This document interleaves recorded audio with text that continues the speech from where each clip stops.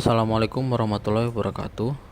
Saya Saifatul Al-Faruq dari kelompok 3 kelas A11 akan menjelaskan mengenai Learning Journal Agenda 4. Awal Agenda 4 adalah penjelasan mengenai gambaran secara umum mengenai rancangan aktualisasi oleh Coach, yaitu Bu Hartini.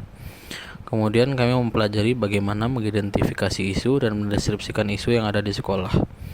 Lalu saya mulai menulis beberapa permasalahan yang ada di sekolah yang saya rasakan. Setelah menemukan beberapa masalah isu, yaitu yang pertama, rendahnya motivasi siswa dalam mengikuti kegiatan belajar PJOK secara daring. Kemudian kurangnya surprise PJOK di sekolah. Yang ketiga, pembelajaran daring dirasa kurang maksimal. Kemudian setelah menemukan beberapa isu tersebut, dilanjutkan dengan menentukan core isu dengan menggunakan teknik yang disarankan, yaitu teknik USG untuk mencari tahu tingkat urgensi, seriousness, dan growth dari skala Likert 1-5. Setelah itu, core isu ditentukan dengan melihat nilai tertinggi dari beberapa isu tersebut. Dari yang saya lakukan teknik USG, isu rendahnya motivasi belajar siswa dalam mengikuti kegiatan pembelajaran PJOK menjadi isu dengan nilai tertinggi, yaitu 15. Dilihat dari nilai urgensinya 5, seriousness-nya 5, dan kemudian growth-nya 5. Ketika core isu tersebut sudah ditetapkan, maka langkah selanjutnya yaitu menentukan penyebab dari core isu.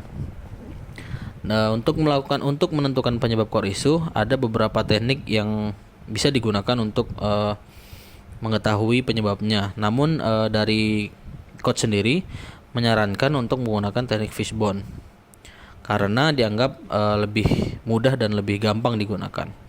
Kemudian kemudian saya mengambil metode fishbone untuk menemukan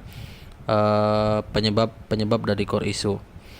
Setelah menggunakan teknik fishbone, saya menemukan beberapa masalah pokok dari isu tersebut yang saya rangkum menjadi tiga masalah pokok. Yang pertama adalah siswa merasa bosan dengan kondisi pembelajaran daring seperti sekarang ini.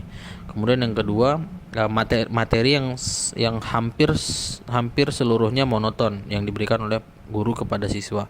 Kemudian adalah yang ketiga itu faktor gawai atau kuota yang menjadi penghambat siswa dalam mengikuti kegiatan pembelajaran PJOK.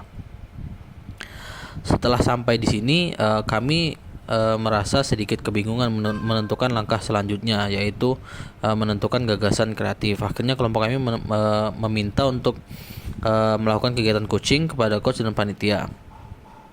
Setelah mendapatkan beberapa pencerahan, kami diberikan pencerahan untuk melakukan identifikasi untuk menentukan gagasan kreatif. Ada beberapa teknik.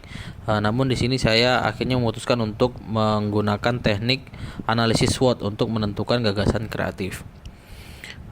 Setelah melakukan analisis SWOT dalam kondisi lingkungan sekolah saya, dalam menentukan gagasan kreatif ditemukan 3 gagasan, yaitu yang pertama, membuat video pembelajaran praktek yang menarik.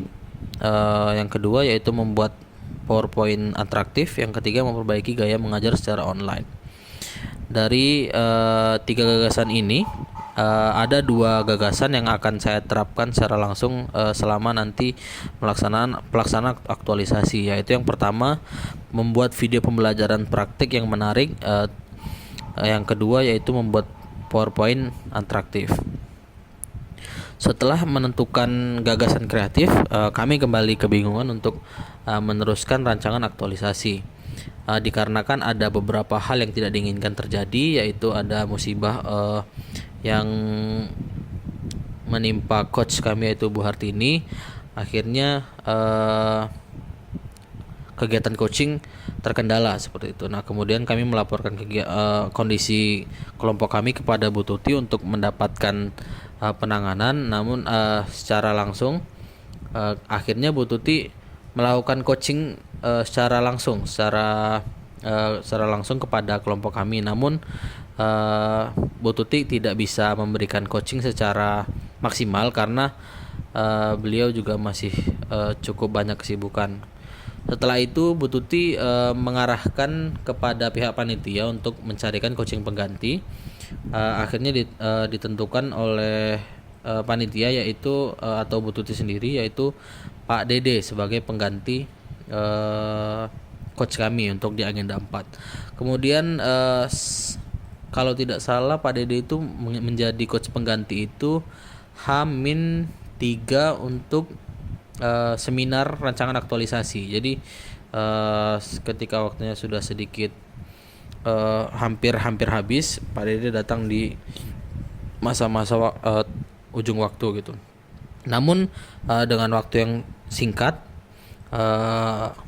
Pak Dede juga sangat memberikan banyak sekali bantuan kepada kelompok kami, sehingga rancangan aktualisasi ini selesai dan membuat bahan tayang presentasi dengan baik. Dan kemudian alhamdulillahnya seminar rancangan aktualisasi juga berjalan dengan lancar tanpa hambatan. Namun ya tentu saja dengan beberapa revisi dikarenakan pembuatan rencana aktualisasi yang kurang maksimal dan terkesan terburu-buru seperti itu. Mungkin itu semua adalah penjelasan dari Learning Journal Agenda 4 dari saya. Lebih kurangnya saya mohon maaf. Assalamualaikum warahmatullahi wabarakatuh.